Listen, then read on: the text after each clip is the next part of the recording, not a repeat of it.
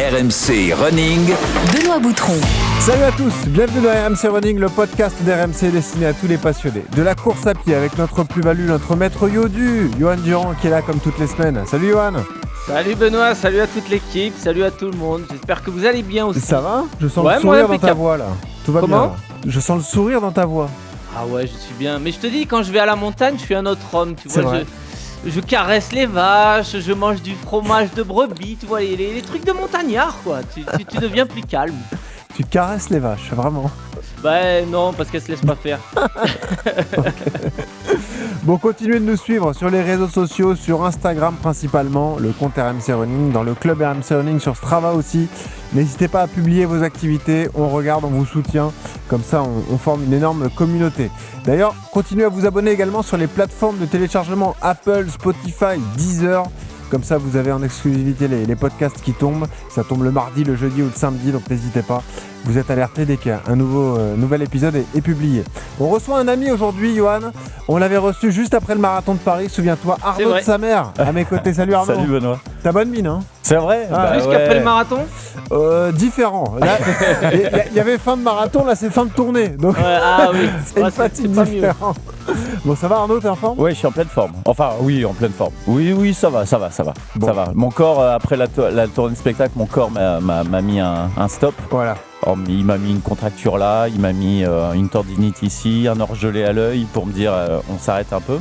Donc je me suis arrêté 48 heures. Et puis voilà. Puis là, 48 heures, c'est pas une grosse pause. Voilà, et là, c'est reparti de plus belle. Bon, eh ben écoute, on est heureux de te recevoir. On va parler de ta pratique sportive et parler justement de l'impact du sport dans ta vie. Ouais. Parce que tu as traversé un épisode de dépression, un épisode compliqué personnellement. On en parlera, tu nous diras comment tu as réussi à t'en sortir grâce à la pratique de la course à pied. C'est d'ailleurs le thème de l'épisode aujourd'hui, l'impact de la course à pied sur la santé mentale. Et pour en parler avec nous, on accueille un psychologue du sport, un préparateur mental, Clément Lecos, qui est avec nous. Bonjour Clément. Bonjour, enchanté. Clément, bienvenue, on a plein de questions à te poser et on y va tout de suite. Enfilez vos baskets, attachez vos lacets, c'est parti pour RMC Running. RMC Running. Bon Arnaud, comment ça va alors cette fin de tournée, on l'a dit ? Combien de temps a duré cette tournée avec tes amis Jérémy Ferrari et Baptiste Le Caplin ? Ouais, ça a duré 5 mois. 5 mois, le problème étant que j'ai enchaîné cette tournée après 4 mois de Cyrano de Bergerac à 6 soirs par semaine au théâtre. Donc j'ai calculé, j'ai fait 170 spectacles en 270 jours. Et ce qui représente à chaque fois, j'étais 2 heures sur scène. Donc ça fait près de 360 heures de scène en 9 mois et voilà. Donc c'est pas anodin, mais quel bonheur. Ah ouais. Quel bonheur. Qu'est-ce qui est dur en tournée ? C'est l'itinérance ou c'est le jus que tu laisses à chaque représentation ? Non, c'est l'itinérance. Ah, c'est l'itinérance. Clairement. Le jus que tu laisses sur scène, il est compensé par... Il y a beaucoup d'adrénaline en fait qui fait que le corps se met en marche et t'aide vachement à passer ce cap-là. Mais c'est l'itinérance et le décalage horaire aussi parce qu'on va quand même en province. Non, je déconne. Mais à Bergerac, c'est moins 2 heures. Ouais. Ah ouais. Non, mais le décalage horaire, il est terrible parce que l'adrénaline met un temps infini à partir. Eh oui. Donc ce sont des endormissements qui sont pas avant 2h, 3h du matin. Et puis et donc c'est plus ça qui est compliqué. Mais bon. Après, attention, hein, je pose les bases du truc. Je fais un très beau métier et c'est pas le bagne. C'est pas le bagne, mais c'est vrai que ça tire un peu. À la fin, ça tire un peu, quoi. C'est un très beau métier, mais c'est un métier particulier, fait d'adrénaline, d'excitation, comme tu l'as dit, de pression aussi, parce que c'est une pression quotidienne. Parce que à chaque fois, les gens te découvrent, ils t'ont jamais vu un spectacle, ils viennent te voir, donc tu dois être à la hauteur de la veille et aussi fort pour le lendemain. Elle monte petit à petit au cours de la journée, ou c'est vraiment quand tu rentres dans le zénith, dans la salle, que tu te dis... Ça y est, ça revient. C'est très rigolo parce que c'est vraiment le corps qui... on ne décide rien et c'est vraiment le corps qui se réveille tout seul et l'adrénaline qui vient seul te mettre en état de forme. Ouais. Et je sais qu'avec Baptiste et Jérém, et encore, tu vois, avec Baptiste et Jérém, on s'est bien trouvé parce qu'on est tous les 3 sportifs, etc. On sort pas après, on boit pas, on fume pas, ni rien. Donc on est optimum, mais on arrive quand même à 17h au Zénith. Je t'avoue, un peu fracassé Fatigué, parce qu'on vient de faire de la route et vers 19h, on joue à 20h, vers 18h30, 19h, tu sens vraiment. Ah, c'est bon ça. On se redresse tous, on est dans la loge, on se redresse tous dans le canapé, on commence à déconner, et tu sens vraiment le corps qui se met en mode on y va les gars quoi. Ouais. Et ça dure jusqu'à le problème c'est que ça dure jusqu'à 2-3 heures du matin quoi. La beauté de ton aventure, c'est que ça a été une émulation collective avec 2 potes. Ouais. Est-ce que c'est différent d'ailleurs à préparer ? Est-ce que c'est plus facile du coup quand tu montes sur scène ? C'est-à-dire qu'en fait, si c'est pas 2 potes, la question se pose pas, on part pas dans cette aventure. Nous, on est parti dans cette aventure justement parce qu'on est amis et qu'on accepte et qu'on sait qu'on va vivre ensemble 24 heures sur 24 pendant 6 mois. Et ça, tu peux le faire. Tu sais, c'est un peu comme quand tu pars en coloc, en vacances avec des gens et que tu découvres qu'en fait, c'est pas vraiment tes potes parce que du lever au coucher, ils t'agacent. Tu peux plus Quoi te les souffrir. Exactement, ouais. Quoi qu'il fasse, c'est agaçant. Vous êtes d'accord sur rien du tout. On partage les courses, on partage pas. Enfin voilà. Ouais. Nous, on sait qu'on est compatibles, quoi. Et donc, C'est important. on sait bien sûr qu'il y a eu des engueulades parce que ça reste un métier artistique et qu'il faut gérer aussi les égos et tout ça. Mais on s'est juré qu'on ne monterait pas sur scène si on n'était pas tout n'était pas apaisé, expliqué. Et ça a même renforcé notre amitié, ça, justement. Parce qu'à chaque fois qu'on s'engueulait, on se sentait obligé de s'expliquer. Vous finissez pas fâchés. Non, mais on s'est juré de jamais monter sur scène fâché. Okay. Et donc, je sais qu'un soir, c'était à Lyon, je crois, à 19h, ça a pété fort dans la loge. Et on jouait à 20h. Ouais. Et on s'est dit, par contre, là, les gars, il va vraiment falloir qu'on redevienne potes dans 30 minutes. De toute façon, le plus gros boulard, c'est Ferrari, on est d'accord ? C'est Ferrari, clairement. Le plus gros boulard, c'est Ferrari. Ça, on n'avait pas de doute. C'est balancé. Ça me fait penser à Johan, tu vois, Arnaud, on est allé voir Johan à Font-Romeu à la fin de l'année dernière, au mois d'octobre. Et du coup, au camp Azix à Font-Romeu, c'est particulier si tu veux, parce que c'est un camp Azix et c'est comme tu dis, c'est l'auberge espagnole, tu vois, il y a un peu tout le monde. On est arrivé, il y a un Polonais qui se faisait des pâtes à 15h, un truc un peu bizarre. Et Johan était en chambre. Il était dans des appartements à côté avec un Suédois, donc il connaît pas au départ, il partage pas les entraînements et tout. Mais ce côté, faut vivre avec, tu l'as connu toi, Johan, et tu le connais encore quand tu es à Font-Romeu en stage, quoi. Ouais, alors c'est un peu différent parce que c'est vrai que dans mon cas, moi je choisis pas forcément les gens avec qui je vais être. Alors des fois, si tu as des potes qui viennent, tu vois, Félix Bourg ou Abderrazak Charik, des athlètes qui sont ASICS français que je connais, avec qui j'ai déjà échangé, tu peux demander à être en appartement avec eux ou être dans la même pièce, tu vois, c'est plus simple. Là, effectivement, des fois ça arrive où tu connais personne et après, ouais, il faut apprendre à vivre les uns sur les autres en colocation et puis après c'est juste de l'intelligence. Et après l'avantage qu'on a nous, c'est que si tu veux pas t'entraîner avec le gars, tu vas pas, tu vois. C'est des fois j'y allais, des fois j'avais mes entraînements de mon côté, mais au moins tu as cette décharge où tu sais que au moins des fois juste sur les entraînements, tu es tranquille de ton côté et puis tu retrouves les gars que le soir, quoi. Sauf que tu partages un appart, donc s'il laisse traîner les baskets ou les trucs et les machins et que... Alors avec la fatigue de l'entraînement, effectivement, des petits la trucs... vaisselle dans le lavabo, les trucs... qui peuvent paraître complètement anodins, mis bout à bout, au bout de 15 jours d'entraînement, les chaussures ou les chaussettes qui traînent, effectivement, ça devient vite un truc qui peut te faire monter en pression. Ouais. C'est sûr.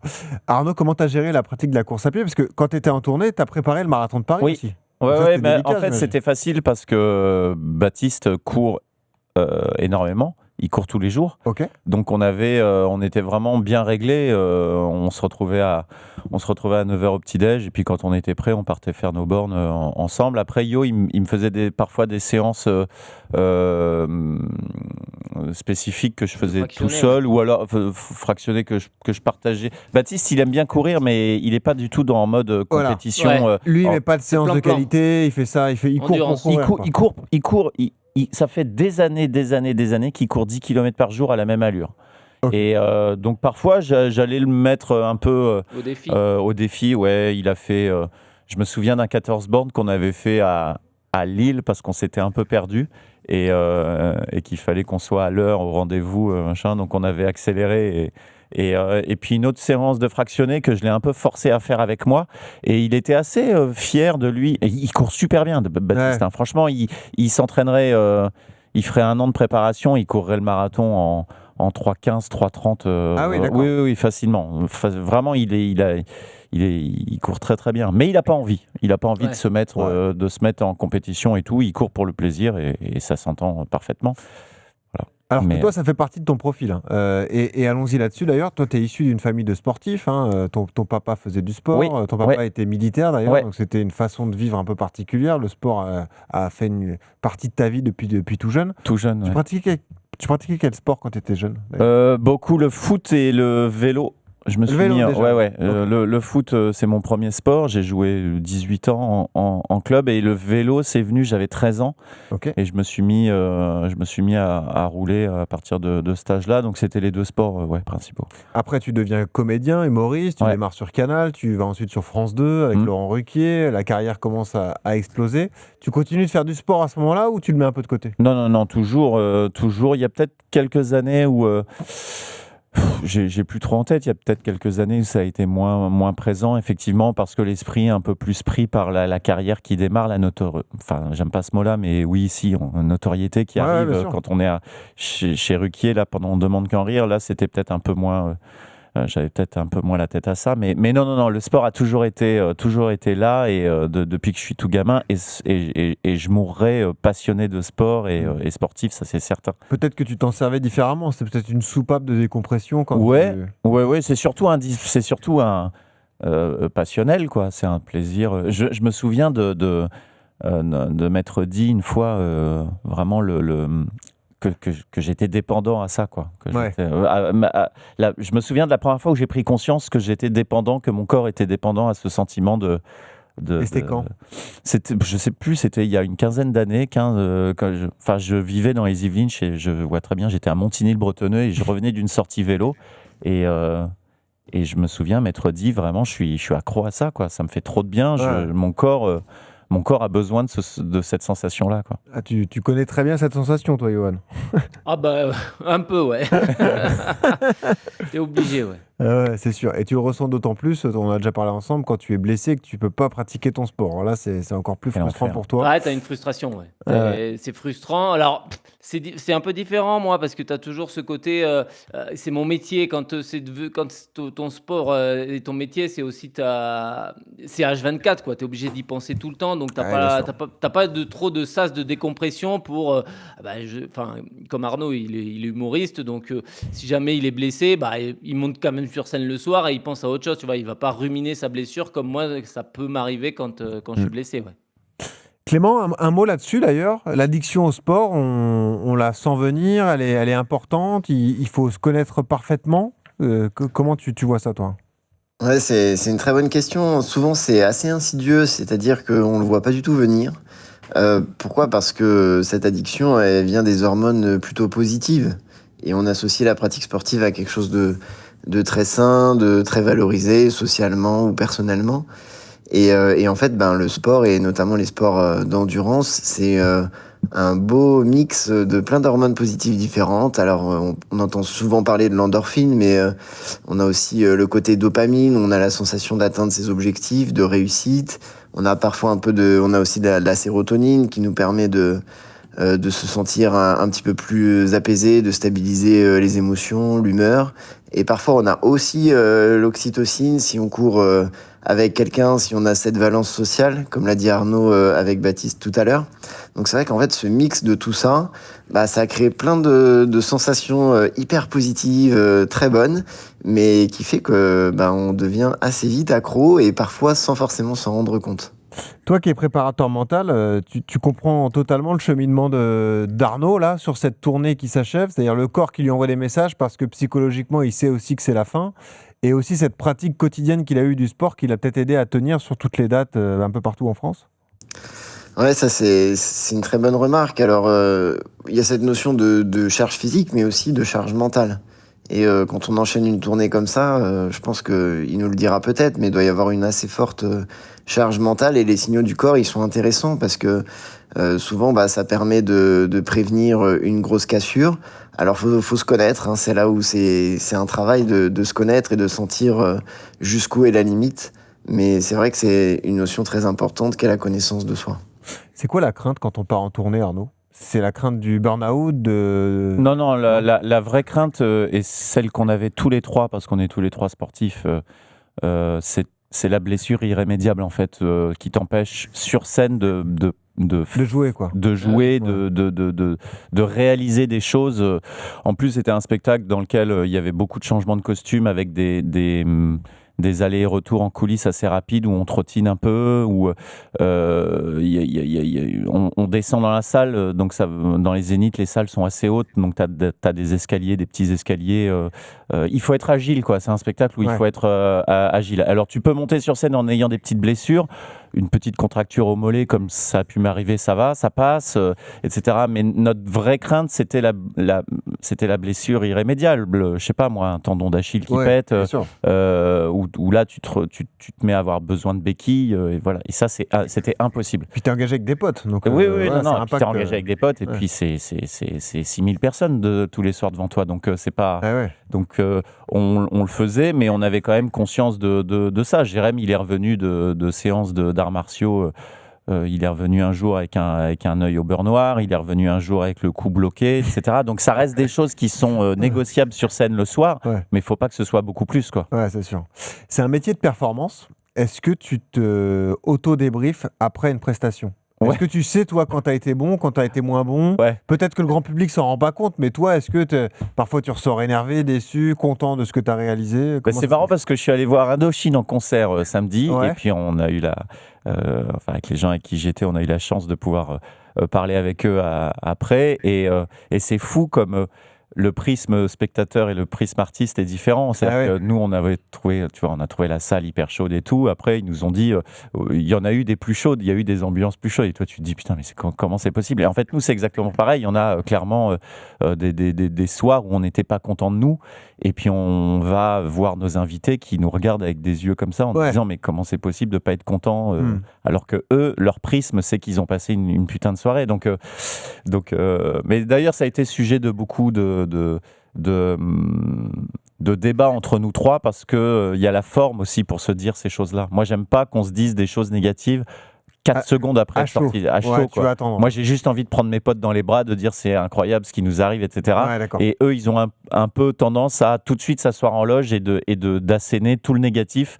Et moi, je leur ai dit un soir, j'ai un peu pété en loge en disant les gars, putain, c'est quand le bonheur, quoi ? C'est quand qu'on profite de tout ça ? Parce qu'ils sont toujours en mode de on améliore, mais améliorer pourquoi ? C'est-à-dire que si à un moment on prend pas le temps de savourer aussi ce qui vient de nous arriver à l'instant même, pourquoi on fait tout ça en fait ? C'est des petits ajustements de caractère, mais bon. Mais c'est vrai, comme disait Yo sur les chaussettes et les chaussures mal rangées, quand ça s'accumule, au bout d'un temps, un soir, je suis sorti de scène en loge et j'ai dit d'accord. Mais donc, on sera jamais content en fait. Il y aura jamais une bonne ambiance en loge tout de suite en sortant de scène. Jamais on se prend dans les bras, jamais on dit que c'est cool, quoi. Mais et voilà. Et à ça, ils ont juste répondu non. On cherche juste à optimiser, à ce que ce soit encore meilleur. Moi, tu vois. C'est... Parce que je suis sûr que la personne présente dans le Zénith se dit « Oh, c'était super et tout », alors qu'au fond de toi, tu sais que... Mais ce qui est marrant, c'est que moi, à ce moment-là, j'imaginais les gens qui sortent de la salle, les yeux, tu vois, plein d'étoiles, qui ont ri pendant 2 heures. Ils peuvent pas soupçonner une seule seconde qu'à cet instant même, on est tous les trois en loge en train de se prendre la tête sur comment dire cette phrase, pourquoi t'as mis une demi-seconde à me répondre ça, pourquoi, etc. Et qu'on est là à titiller des détails, mais bon, c'est comme ça. C'est comme quand Johan Durand gagne le 5 et le 10 de Bergerac, tout le monde a les yeux ébahis et le coach le pourrit parce qu'il est parti trop vite et qu'il n'a pas assuré sur la deuxième course. C'est exactement ça. C'est ça, Johan. C'est un peu ça. Hein. Mais c'est vrai qu'en course à pied, c'est pareil. Moi, j'aime pas trop faire des débriefings une fois la ligne d'arrivée passée, tu vois, parce que t'as pas le recul nécessaire et il faut laisser un peu tomber les émotions et tout ça pour après vraiment avoir le recul et analyser. En plus, du coup, tu demandes l'analyse aussi à des gens qui étaient à l'extérieur, donc à savoir ton coach ou des spectateurs ou des amis qui étaient sur le parcours, qui t'ont vu courir, qui étaient sur la moto ouvreuse ou autre, pour te donner leur ressenti à eux par rapport à comment t'étais, comment t'as paru sur la course. Et c'est vrai que c'est pour ça que moi je suis un peu comme Arnaud, il faut quand même laisser retomber les émotions et après, une fois que t'es posé, une fois que t'es calmé, là t'as peut-être plus de... Tu ressens peut-être un peu plus les choses, Qu'en dit notre préparateur mental, Clément, alors ? Je pense que tout va dépendre des objectifs qu'on se fixe et je pense que c'est important d'avoir des objectifs clairs. En général, c'est le cas. Alors que tu vois, qu'est-ce que réussir son spectacle ? Et ça, faut le préciser parce que sinon ça met un flou dans lequel on peut tout rentrer. Donc moi je partage tout à fait la réaction d'Arnaud sur le côté on est là pour s'éclater, on vit de notre passion et il faut en profiter. Après, l'ambition des autres à vouloir toujours améliorer est légitime et je comprends tout à fait.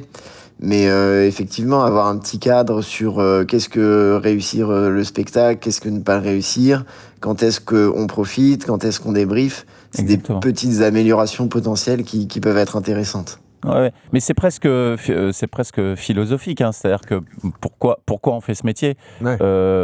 et c'est vrai qu'en ça, moi, je suis très différent des deux autres, mais ça ne signifie pas que je suis pas dans l'exigence et dans Non, le bien vouloir améliorer. Mais si tout ça n'a pas une finalité de plaisir et de kiff, ou en tout cas si on la perd de vue, c'est là que je tire le signal d'alarme, quoi. Tu sais, ça fait des années qu'on démarre avec Johan en se demandant pourquoi tu cours à nos invités. Pourquoi tu cours, toi, alors? Putain, oui, et vous n'avez pas de réponse très précise, en fait. Ça dépend des invités. Il y en a pour qui c'est limpide et il y en a pour qui c'est très difficile. Et ce qui est marrant, c'est que souvent les coureurs réguliers et voire les coureurs professionnels ont du mal à répondre à cette question. Ouais, c'est parce que c'est un mélange de plein de choses. Déjà, je dirais que la première réponse, c'est que c'est nécessaire à mon équilibre, que c'est une passion et que c'est et que j'ai même envie de dire, comme je le disais tout à l'heure, presque nécessaire au niveau de ma santé mentale, de ma santé physique. Je cours parce que je suis passionné par la performance. Alors, il y a un côté très, comment dire, parfois, ça rebute beaucoup les gens quand on parle de performance. Parce qu'on entend mais non, faut courir pour le plaisir. Oh là là, tous ces mecs qui courent avec des montres, qui regardent leurs data, machin, mais enlevez vos montres, partez courir pour le plaisir. Ok, respecte le fait que moi, mon plaisir, il est dans le fait d'analyser mes datas. Et c'est d'aller au maximum de mon potentiel. Et moi, mon plaisir, il est aussi dans le fait de mettre un protocole en place pour améliorer mes performances. Il est là, mon plaisir. Toi, si ton plaisir, c'est de regarder la vallée et de respirer l'air de la nature, génial, moi aussi ça me plaît, mais mon plaisir il est aussi là-dedans. Et ça vaut pour tous les sports que je pratique, pour le vélo, pour le sport automobile. Alors le sport automobile c'est démentiel parce que c'est tellement précis et tu peux tellement aller loin dans l'analyse des datas et dans les axes d'amélioration. Donc voilà, c'est une passion. Alors après, la passion, tu l'expliques pas, quoi. Mais c'est passionnel, quoi. Et c'est toute la richesse aussi du coaching, Johan, parce que encadrer Baptiste Le Caplin ou Arnaud de Samer, ça n'a rien à voir. Il y en a un qui court juste 10 km tous les jours à la même allure et l'autre qui marche à la carotte, au dossard et à la performance. Ouais, c'est ça. Bah, ça, t'as différents types de profils de coureurs. Effectivement, t'as des coureurs qui n'aiment pas trop sortir de leur zone de confort et qui aiment faire ce qu'ils aiment, tu vois. Et ceux-là, faut peut-être pas essayer de leur donner des choses un peu trop compliquées ou qui vont un peu les rebuter et sur lesquelles ils vont prendre zéro plaisir. Et puis t'en as d'autres comme Arnaud qui, à l'inverse, eux, marchent à l'objectif, marchent avec des séances de fractionner, avec l'idée de toujours s'améliorer, de toujours faire les meilleures performances possibles. Et Arnaud, là-dessus, c'est quelqu'un qui se challenge sans arrêt, hein, parce que on se connaît depuis la préparation du marathon pour tous. Donc, il y avait eu ce premier épisode avec cette compétition-là. Après, il y a eu le marathon de Paris qui s'est très bien passé avec un RP à 3h18-30, je crois, de mémoire. Ouais, c'est ça, ouais. Donc effectivement, ouais, c'est des gens. Arnaud, voilà, lui, tu peux lui donner à manger avec du challenge, avec des séances de fractionné, avec des compétitions, avec le challenger en lui mettant des entraînements plus ou moins compliqués. Et puis il y en a d'autres auxquels faut plutôt rester dans des choses beaucoup plus classiques, ouais. Allons-y sur ton histoire perso et donc ta bascule, les événements marquants de ta vie perso, 2 divorces en 4 ans, ce qui est pas commun. Donc ça veut dire qu'il y a eu 2 mariages aussi assez rapprochés, enfin en tout cas il y a eu un divorce et un mariage assez rapprochés. Et le décès de ton papa, donc que des éléments difficiles à digérer. Le décès de ton papa, c'était en 2019. C'est une période de ta vie où tu te sens basculer ou c'est un peu dur de dire ça, mais est-ce que c'est une lente agonie, entre guillemets, jusqu'à cette phase de dépression? Tu te sens tomber ou non, ça vient progressivement? Même beaucoup de gens qui vivent ces périodes-là te disent que ils mettent pas de mots d'abord tout de suite dessus et que au bout d'un moment, ils se disent merde, il y a quelque chose qui va plus en fait, il y a quelque chose qui va pas, je je suis pas bien, je suis pas centré comme je l'étais il y a quelques années, et puis tu commences doucement à te dire que... Mais moi, j'ai jamais employé le mot dépression sur le moment. Ouais. Je l'ai employé après quand ouais. j'ai écrit le spectacle dessus et que j'ai été en promo. Je me suis rendu compte qu'à l'époque, j'étais en dépression. Parce que maintenant que je suis heureux et que je suis centré et que tout va bien, je vois la différence. Je me souviens de cette période-là que j'ai vécue. Et oui, je peux parler de dépression. Je peux dire que j'étais en dépression à l'époque. Mais non, tu le sens pas trop venir, mais c'est une lente, c'est ça, c'est une lente dégradation de ton état physique et moral, ouais. Cette phase, cette prise de conscience, elle vient un jour comme ça. Tu me parlais tout à l'heure d'un jour où tu as pris conscience de l'intérêt du sport dans ta vie, cette sortie à vélo à Montigny. Là, c'est pareil. C'est un jour où tu te vois comme ça, tu pas dans ton canapé et tu dis waouh, là, c'est. Oui, et c'est d'ailleurs le jour où c'est venu un peu d'un coup, et je sais que je fonctionne vachement au changement. Et c'est le jour où j'ai décidé d'ailleurs d'arrêter le métier, et je venais de vivre. Alors attention, hein, je viens pas à la radio pour dire que je suis l'homme qui a vécu les choses les plus malheureuses du monde. Bien sûr, c'est très commun ce que je dis. Tout le monde a vécu des deuils, tout le monde a vécu des deuils sentimentaux, parentaux. Donc je suis pas en train de m'apitoyer. Hein, je dis juste, voilà, c'est. Non, mais on sert ton exemple pour parler à ceux qui pourraient se reconnaître. Non, mais je le précise parce qu'on entend beaucoup de gens et beaucoup d'artistes, et j'en fais partie, à dire j'ai vécu ceci, j'ai vécu cela, oh là là, c'était très dur. Oui, c'était très dur, mais il y a des millions et des millions de gens qui vivent la même chose. C'est juste c'est juste une parenthèse que je souhaite faire. Et donc un jour, quand j'ai décidé que je voulais plus faire ce métier, ça m'a quand même envoyé un signal fort. Je me suis dit, il y a quand même quelque chose qui se passe, parce que c'est que ça reste quand même un métier dans lequel j'étais. Ça se passe bien, tu vois. Donc, d'en être au point de vouloir arrêter et de partir faire autre chose, c'est qu'il y a quelque chose qui n'allait pas. Et heureusement que Jérémy Ferrari a tout de suite m'a chopé, a pris la balle au bond et a su me remettre sur les rails, parce que là, j'étais prêt à tout abandonner. Vraiment. Ah oui. Tu voulais changer, faire autre chose. Faire autre chose, travailler dans le sport d'ailleurs, dans le milieu du sport automobile. Mais je voulais arrêter la scène, je voulais arrêter l'image publique, je voulais reprendre mon nom, laisser tomber tout ça, et parce que Alors après, c'est un déficit d'estime de soi. J'arrivais à un moment où, quand je croisais des gens qui me disaient c'est super ce que vous faites, j'avais envie de leur dire mais de quoi tu parles, quoi, arrête. Non, c'est pas super ce que je fais, c'est pas super ce que je suis, c'est pas super ce que je pense donc c'était terrible, quoi. J'avais vraiment un déficit, une dégradation de l'estime de moi-même, et je pose ça là parce que je sais qu'on va en parler après avec le sport. Qui t'aide vachement à rehausser cette estime de toi-même. Clément, c'est le point de départ, la prise de conscience, forcément ? Oui, c'est le point de départ et c'est indispensable. Parce que si on n'en a pas conscience, soit on reste dans une petite forme de déni, mais dans tous les cas, on est bloqué. Si on n'en a pas conscience, on ne peut pas avancer. Donc c'est vrai que c'est le point de départ, et après il y a tout le chemin à affronter, qui est particulièrement difficile quand on ressent des symptômes de dépression, parce que tout le monde ne le sait pas, mais quand on est en situation de dépression, tout paraît très compliqué. Aller prendre une douche, aller faire des courses, ça prend énormément d'énergie. Donc on s'en rend pas toujours compte, mais du coup le chemin devant nous pour sortir de ça, il est long et il est difficile. Et pour l'accepter, c'est pas toujours évident. Donc chaque micro-combat, tu le disais, donc prendre une douche, sortir, faire des courses, voir des gens, c'est une petite victoire à chaque fois ? Enfin, c'est une étape supplémentaire ? Alors exactement, c'est une petite victoire, mais il faut arriver à le voir comme tel. Et quand on est en dépression, comme l'a dit Arnaud, on a une estime de soi, une image de soi qui est tellement dégradée que c'est pas évident à voir qu'on réussit et qu'on accomplit quelque chose. Donc c'est là où il y a un effet un peu pervers, et ça explique pourquoi c'est si dur d'en sortir. Johan, toi, tu as 20 ans de carrière au plus haut niveau. Tu as vu des mecs souffrir de dépression, ou des filles d'ailleurs, tu les as sentis basculer comme ça, voire même des réorientations professionnelles, certains qui ont arrêté tellement ils n'arrivaient pas à sortir de ça ? Ouais, ça arrive.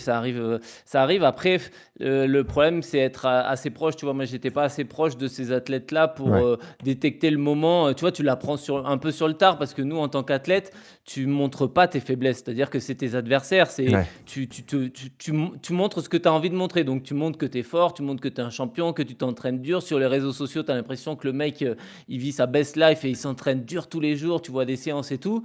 Et en fait, il est au fond du trou, il est blessé de partout. Tu vois, et du coup, quand tu apprends après, a posteriori, que le mec, bah, il arrête sa carrière ou qu'il est blessé et qu'en fait, il était vraiment pas bien, bah, ça te surprend parce que c'est quelque chose que dans le sport, nous, on ne. Ouais, vraiment, Ouais. tu le caches, quoi. C'est-à-dire Mm. que c'est un sport individuel en plus, donc t'as pas de. Alors, tu as des potes, bien évidemment, mais c'est différent. Mais moi, ça me fait penser aussi. Je pense que c'est comme quand tu es blessé. Moi, le jour où j'avais ma tendinite au tendon d'Achille qui me faisait souffrir pendant 3 ans, un jour, c'est pareil. En plein footing, je m'arrêtais en plein footing pour m'étirer. Tu vois, toutes les 10-15 minutes, je m'arrêtais. Et à un moment donné, sur un footing, tu vois, pareil, j'avais une séance de fractionné, je m'échauffais, puis je m'arrête m'étirer. Et là, je me dis, mais ça sert à rien ce que tu fais. C'est-à-dire que là, tu perds du temps, c'est-à-dire que tu es blessé, tu veux pas te l'admettre, tu veux pas te l'avouer, tu t'es incapable de faire une séance de fractionné sans t'arrêter toutes les 10 minutes pour t'étirer. Soigne-toi et arrête de faire de la merde, quoi. Et effectivement, tu vois, il y a un moment donné où il y a ce déclic, tu te rends compte du truc, tu arrêtes d'être dans le déni. Et je me suis dit, bon, bah, c'est bon, je me fais opérer. Ça va durer 1 an de galère, mais derrière, je vais revenir et je vais recommencer à prendre du plaisir dans ma pratique. Et ça, je pense que même tous les coureurs, un jour ou l'autre, peuvent se rendre compte de ça, quoi. Ouais. Quelles sont les phases, toi, Arnaud? Parce qu'il y a l'apport de Jérémy Ferrari, il y a d'autres proches qui t'aident dans cette situation. Est-ce que tu consultes quelqu'un? Comment ça se passe? Alors, c'est que des très bonnes questions réunies. Désolé. Non. Alors, consulter, non, non, je l'ai pas fait et je dis pas que c'est mal de le faire ou que c'est pas bien ou que c'est pas utile. C'est très utile. Je n'ai que des très bons exemples, mais moi, je l'ai pas fait. J'ai un petit peu tendance à, je sais pas si c'est mon esprit compétiteur, etc., mais j'ai un petit peu tendance à me dire. Je vais trouver la clé moi-même et je vais y arriver moi-même. Ce qui est stupide parce que si ces professionnels existent, c'est qu'ils t'aident à aller plus vite pour trouver les clés. Mais je les ai trouvés tout seul. Et puis aussi en écoutant, quand tu es en dépression, tu refuses d'écouter les autres parce que tu te dis qu'ils n'ont rien à t'apporter. Et puis là, j'ai quand même entendu des choses, des phrases clés qui m'ont aidé à avancer. Et tout à l'heure, on parlait de petites victoires dans une journée. J'ai des phrases comme ça. Une phrase qui est venue m'aider beaucoup dans cette période-là, c'est de se fixer des petits objectifs dans la journée pour définir si cette journée elle est réussie ou pas. Mais l'avantage, c'est que les objectifs, c'est toi qui te les donnes. Oui. Mais ça peut être prendre une douche, hein, comme tu le disais tout à l'heure. Alors moi, c'était pas forcément ça, mais ça peut être, ok, aujourd'hui, ma journée, elle sera réussie si je prends une douche et si je vais laver ma voiture ou, enfin, j'en sais rien, tu vois, c'est des conneries. Mais voilà. Et voilà, ou alors est-ce que j'ai une séance d'entraînement? Est-ce que je la fais? Est-ce que je la fais pas? Si je la fais, c'est une victoire. Et enfin, tu transformes tout en positif, quoi. Ouais. Voilà. Donc, mais moi, on en parlera peut-être. Mais enfin, on est là pour en parler. Mais là, spécifiquement moi, dans mon cas, ce qui m'a sauvé, et ça va. C'est très étonnant, mais ça a été le Covid, en fait. Ça a été le confinement. Eh oui. Parce que tu te remets à la course à pied à ce moment-là. Exactement. Ouais. Mais ce confinement change ma vie. Change à ce moment-là. Ça a été, mais j'ai vécu ma meilleure vie, quoi, pendant ce confinement. Ah, c'est toi alors le mec qui a aimé ça? Ah ouais, mais j'ai adoré cette période. J'ai adoré parce que ça a été vraiment synonyme de, pour moi, c'est comme si le monde s'arrêtait et me disait. Toute la terre entière se tourne vers moi et me dit, vas-y Arnaud, on te laisse le temps de te remettre. On met tout en pause, on te laisse 2 mois, tu te remets en an et on repart. Et la seule activité légalement qu'on avait le droit, c'était de faire ses courses et d'aller courir. Ouais. Mais j'étais le plus heureux du monde. Ah ouais. J'allais au Franprix, je mettais mes baskets, j'allais courir. Alors je courais comme un hamster autour de chez moi, Ah ouais. mais meilleure vie du monde, quoi. Et luminothérapie, il faisait pendant C'est le beau, confinement, il ça. faisait super beau. Jérémy m'avait convaincu d'écrire un nouveau spectacle, donc en plus j'avais que ça à faire. Donc je passais mes journées à faire de la course à pied, à faire de l'écriture. Et Tout ce que t'aimes. et à être sur mon simulateur automobile. Voilà, donc j'ai Toutes les passions réunies, vécu quoi. ma meilleure vie Ouais. et tout ça m'a permis de faire une espèce de sas de transition entre ma dépression et le marasme professionnel dans lequel j'étais et l'avenir et cette remise en marche. Et c'est parce que c'est vraiment ça. Je me suis remis en marche, en fait, artistiquement, physiquement et évidemment moralement. Et Clément, c'est tout le paradoxe de cette période Covid, c'est que c'était du confinement, de la difficulté, une contrainte psychologique, et donc paradoxalement, ça a poussé les gens à sortir et à faire du sport. C'est fou quand même. Ouais, c'est vrai que ça paraît vraiment paradoxal, mais le Covid a offert la possibilité de reprioriser un petit peu tous les éléments de notre vie, et on s'est rendu compte que pour beaucoup de gens, il y avait un vrai déséquilibre entre le temps, l'énergie investie dans le travail et dans les loisirs ou dans la santé. Et c'est pour ça qu'on a vu beaucoup de gens réinvestir ces dimensions de vie-là. Alors notamment avec la course à pied, bon, il n'y avait pas beaucoup d'autres options sportives possibles, mais c'en était une. Et c'est vrai que ça a permis de prendre conscience de tout ça, de ce qui était important pour nous. Et pour Arnaud, en fait, ça lui a offert une combinaison de beaucoup de choses qui semble-t-il, il aimait. Et sans se sentir marginalisé, parce que c'était la même chose pour tout le monde. Exactement. Ouais. C'est ça aussi. En plus, j'étais dans ce confort-là qui était de dire je suis légitime à faire ça et à avoir ce mode de vie pendant cette période. Et alors, je précise aussi que j'avais la chance d'avoir la maman de mon fils qui a mis mon fils en sécurité pendant 1 mois et demi. Il était, enfin en sécurité, oui, parce qu'à l'époque, on parlait, c'était très anxiogène la période. Ouais, bien sûr. Et il était dans une maison en Creuse où il avait des espaces. Enfin, je savais que mon fils vivait ce confinement. C'est un autre soulagement psychologique. Et un autre soulagement psychologique. Et surtout, moi, comme je suis séparé de la maman, je n'avais pas cette charge-là à m'occuper parce qu'il y a des gens, quand je dis que le confinement c'était ma meilleure vie, tu as des gens qui sautent au plafond, qui nous écoutent, qui sautent au plafond parce qu'eux, ils avaient des gamins à la maison H24 et qu'il fallait s'en occuper et que c'était l'enfer. Et donc, je dis ça avec légèreté des années après, mais ça a été pour beaucoup de gens. Moi, j'étais seul à la maison, mon fils en sécurité avec sa maman, et donc aucune charge mentale, si ce n'est que de me remettre en marche. Ouais.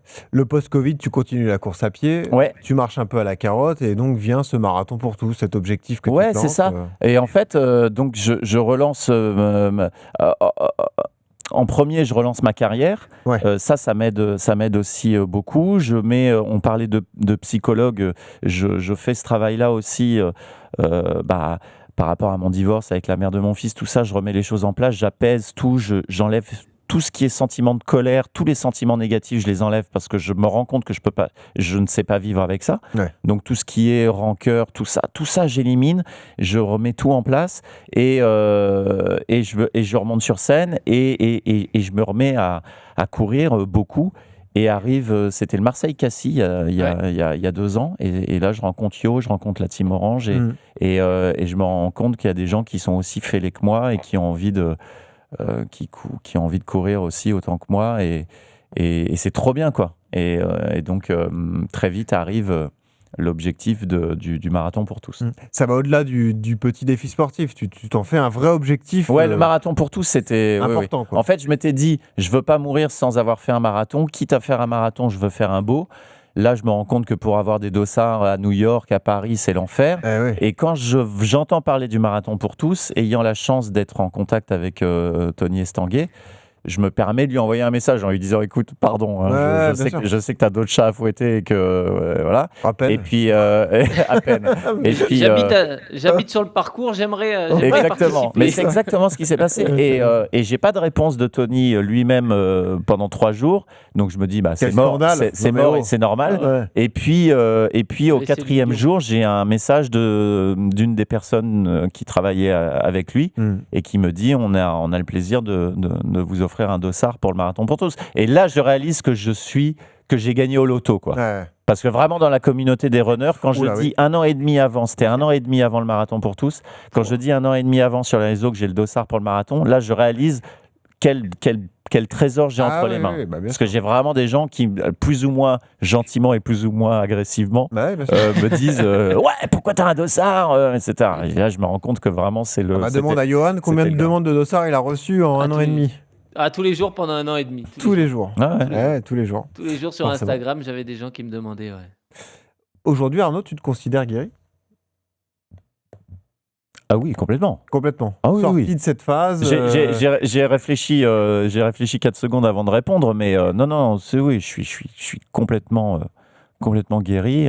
Alors, qu'est-ce que ça veut dire? Pour moi, ça dépend aussi de ce qu'on met derrière le mot guérison, mais pour moi, ça veut dire être... J'aime bien... c'est un peu un mot à la mode, mais j'aime bien le mot centré. C'est-à-dire que je suis OK, je suis cohérent avec tout ce que j'entreprends le matin quand je me lève et tout ce que j'ai en tête, tout ce que j'ai envie de faire, tout ce que j'ai envie de dire, tout ce que... Voilà, donc oui. Et puis je ressens du bonheur. Enfin, il y a plein d'indices qui me font penser que je suis guéri, ouais. Bien sûr. Il y a eu ce marathon de Paris dont on va reparler aussi avril de cette année où tu fais 3h18. Tu te projettes déjà parce que tu vas aller à Valence en fin d'année là pour le marathon perf et chrono. Juste sur tout ce cheminement, Clément, j'aimerais t'entendre parce que c'est toute ta spécialité. Tu accompagnes des gens, tu accompagnes des sportifs. Tout s'est bien passé, c'était comment dire, c'est le client idéal, Arnaud de sa mère, c'est-à-dire qu'il est passé par chaque phase du processus et tu considères toi aussi qu'il est sorti de tout ça? Je sais pas si on peut parler du client idéal, mais en tout cas, c'est génial de voir qu'il a pu se sortir des difficultés et que après il va nous confirmer, mais même qu'il en a fait une force quelque part. Et c'est ça qui compte, c'est d'arriver à en faire une force parce que comme ça, on prend confiance dans ses propres capacités et on a confiance dans le fait de ne pas y retomber, y retourner. Et puis, en fait, on se sent plus fort et on est capable de faire des choses incroyables comme les marathons et les nouveaux défis qu'il se fixe. Parce que là, on a l'exemple d'Arnaud qui a une personnalité particulière, qui a une personnalité publique, qui a un métier là aussi particulier, parce que c'est pas facile aussi de devoir faire rire les gens tous les jours et d'être comédien, de monter sur scène pour le théâtre. Plus globalement, pour tous ceux qui nous écoutent, Clément, est-ce que tu peux nous parler de l'impact du sport sur la santé mentale? Est-ce qu'il y a un lien tout de suite de cause à effet? Est-ce que, quoi qu'il arrive, la pratique sportive peut aider ceux qui souffrent de dépression à se sortir de cette passe difficile? Quoi qu'il arrive, le sport aide vis-à-vis de la santé mentale. C'est un des meilleurs régulateurs émotionnels qui existent. Donc, Vous n'êtes pas supporter des Girondins? C'est bon ça. C'est le pire. Là, tu peux rien, Johan. Le pire, c'est qu'il l'avait préparé, sa vanne et tout. C'est le Caplin qui lui a envoyé. Ouais, il se demandait juste à quel moment il allait la placer. C'est minable. C'est ça. C'est minable. Exactement. Donc oui, le sport représente un des meilleurs régulateurs émotionnels. Donc ça va faire que quand on va ressentir des émotions négatives, on va être beaucoup moins impacté. Donc ça, c'est une vraie force au quotidien d'avoir ça. Et après, en fait, tout simplement, ça va permettre de valoriser un petit peu plus l'image qu'on a de soi parce qu'on va se sentir en meilleure santé. On va avoir un corps qui est probablement un peu plus valorisé, soit personnellement, soit socialement. Donc c'est l'accumulation de tout ça qui va faire que, en fait, l'activité physique / le sport aide vraiment vis-à-vis de la santé mentale. Et tu l'as expérimenté toi, parce que je me permets de parler de ton profil à toi, Clément. Tu fais toi aussi du sport, tu as été impacté par le stress pré-compétitif et tu t'es dit, je vais peut-être en faire mon métier et aider les gens à surpasser ces problématiques. Oui, tout à fait. Moi, j'étais en sport-études judo quand j'étais plus jeune. Et au judo, ce qu'il faut savoir, c'est comme beaucoup de sports de combat, mais à chaque combat, en fait, on met un peu en jeu son intégrité physique. C'est-à-dire qu'on peut ressortir assez aisément blessé, des choses comme ça. Donc pour moi, ça m'a causé beaucoup de stress. Ah ouais. Et à mon époque, il y avait tout simplement personne qui était formé là-dessus pour aider les sportifs. Donc c'est pour ça que, c'est de là qu'est venue chez moi cette prise de conscience. Et j'ai eu la chance de me dire, moi je veux faire ça, c'est mon rêve de faire ça. Et j'ai fait les études en conséquence. Et maintenant, j'ai la chance de vivre de ça. Le sport, c'est top donc sur l'impact psychologique. La course à pied, c'est le meilleur des sports. C'est difficile de quantifier comme ça, parce qu'on peut être passionné par un sport co, on peut faire d'autres choses, mais c'est une des particularités du running. C'est comme ça, d'apporter immédiatement de l'estime de soi.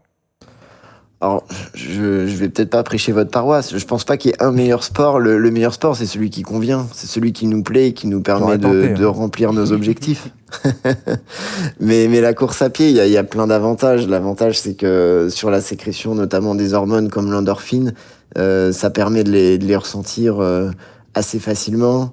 Ça permet quand même de perdre du poids assez facilement. Enfin voilà, il y a beaucoup d'avantages avec ça. On peut avoir un aspect quantifiable qui est évident en course à pied et qu'on n'a pas forcément dans tous les autres sports. Il y a aussi maintenant de plus en plus l'aspect social où on va courir en groupe. Voilà, c'est vrai que ça apporte quand même beaucoup de choses hyper sympas. Quand tu reprends la course à pied, Arnaud, c'est le Covid. Après, on est en déconfinement, etc. Tu te mets à pratiquer la course à pied un peu avec des potes ou tu restes dans cette bulle, c'est ton moment à toi et tu veux pas trop le partager? Non, je suis un peu dans ma bulle. Je suis un peu dans ma bulle.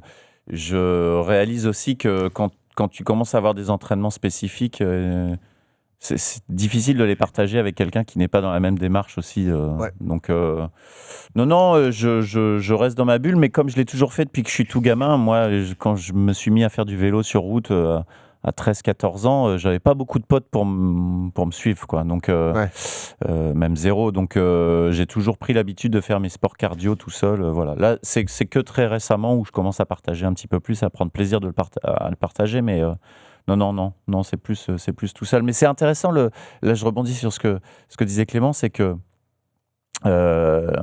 évidemment que tu te guéris pas d'une dépression en allant en courant, ce serait trop facile. Et puis on serait tous au courant. Bien sûr. On aurait tous des ordonnances de course à pied et les psys seraient au chômage. Mais Johan serait très riche. Et Johan serait très riche. Mais c'est vrai que ça fait partie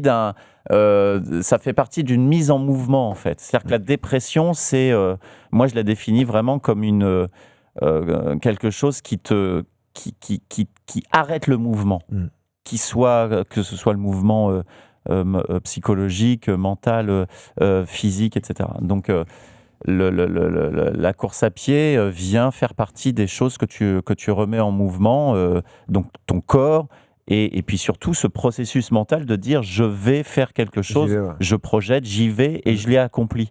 Et je trouve que ce qui est bénéfique en phase de dépression dans le fait de courir, c'est l'après-course, de te dire ok, je l'ai fait, et demain je le referai, et tout ça fait partie d'un processus évidemment beaucoup plus global on redore son blason personnel et l'estime de soi-même remonte petit à petit. En revanche, tu as gardé cette démarche, mais que de nombreux coureurs ont. On peut prendre nos exemples d'ailleurs. Johan est athlète pro, donc lui il est obligé, mais moi en tant que coureur régulier aussi, tu marches au dossard et à l'objectif. C'est-à-dire qu'il faut toujours que tu te projettes dans une prochaine course. C'est fou parce que prochain objectif, un prochain record. Exactement. J'arrive au marathon de Paris. J'arrive dans l'accueil ASICS où je te retrouve avec Yo en plein podcast. Sur le moment, je réalise pas que vous êtes en train d'enregistrer et je viens avec mes gros sabots et je tape dans le dos de Johan en lui disant mon chrono, et je suis très fier de moi. Et c'est marrant parce qu'on parlait tout à l'heure du fait de profiter, et j'en ai profité quelques heures, et là je me suis rendu compte que j'ai un pote qui a couru Alban Pellegrin, qui a couru en 2,58. Et tout de suite, ça me met un coup derrière la tête, quoi.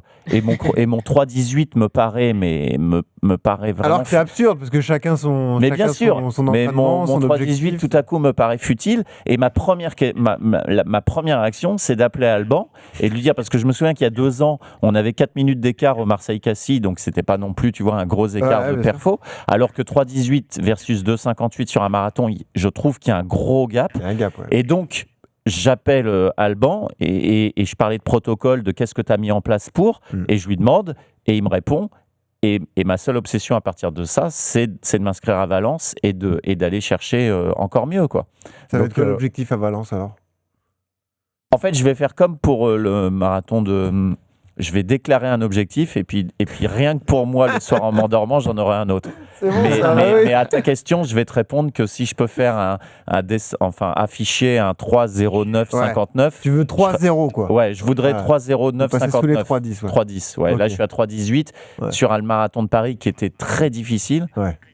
J'ai trouvé et Valence, si ça se met bien et si l'entraînement est bon et si je corrige les choses que j'ai à corriger sur mon entraînement, parce que après je suis déjà en tournée. Pardon ?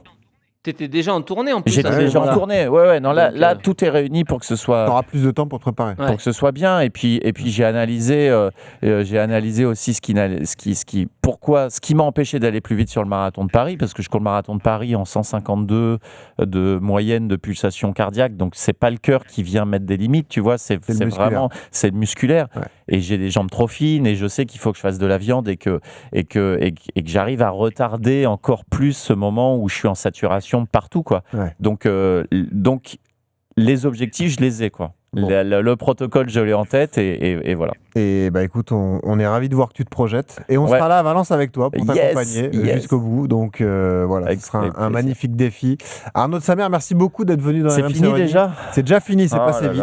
Désolé. Un grand merci à Clément Lecoz, psychologue, préparateur mental. On peut te retrouver sur ton site internet d'ailleurs, Clément.